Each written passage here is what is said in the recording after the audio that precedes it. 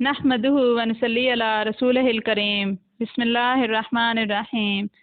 अल्लाहुम्मा इन्ना नस्अलुका इल्मन नाफिअन व रिज़्क़न तय्यिबन व अमलन मुतक़ब्बला। अस्सलामु अलैकुम। हर जगह के कुछ न कुछ आदाब होते हैं।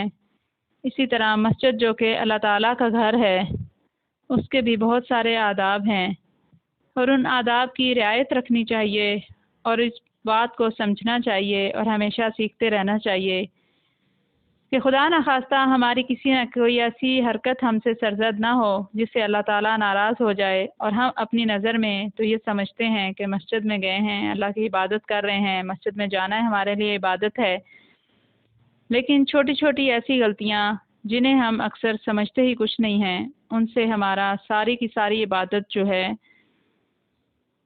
उसका कुछ भी सवाब नहीं मिलता, उल्टा गुनाह का बाइस होता है।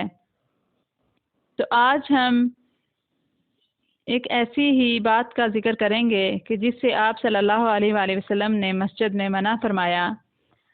हज़रत अबू सईद खुदरी रज़ी अल्लाह तआला अन्हु के ग़ुलाम फरमाते हैं कि एक मरतबा मैं अपने आका हज़रत अबू सईद खुदरी रज़ी अल्लाह तआला अन्हु के साथ था।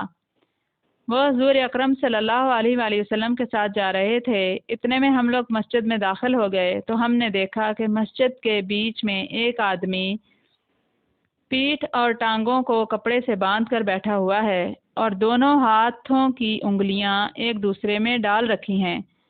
हुज़ूर अकरम सल्लल्लाहु अलैहि वसल्लम ने इसे इशारे से समझाने की कोशिश की लेकिन वो समझ ना सका। तो हुज़ूर सल्लल्लाहु अलैहि वसल्लम ने हज़रत अबू सईद रज़ी अल्लाह तआला अन्हु की तरफ मुतवज्जा होकर फरमाया, जब तुम में से कोई मस्जिद में हो तो अपनी उंगलियां हरगिज़ एक दूसरे में ना डाले क्योंकि ये शैतानी हरकत है। और जब तुम में से कोई आदमी मस्जिद में होता है तो वो मस्जिद से बाहर जाने तक नमाज ही में होता है।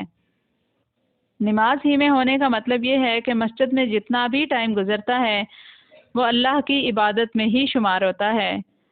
तो खुदा न खास्ता ऐसी छोटी छोटी हरकतों से हम अपनी नमाज़ों को भी और अपने तमाम वक़्त को भी बर्बाद कर लेते हैं। अल्लाह ताला हम सब को सीखने की तौफीक अता फरमाए। आमीन। जज़ाकुमुल्लाहु खैरा।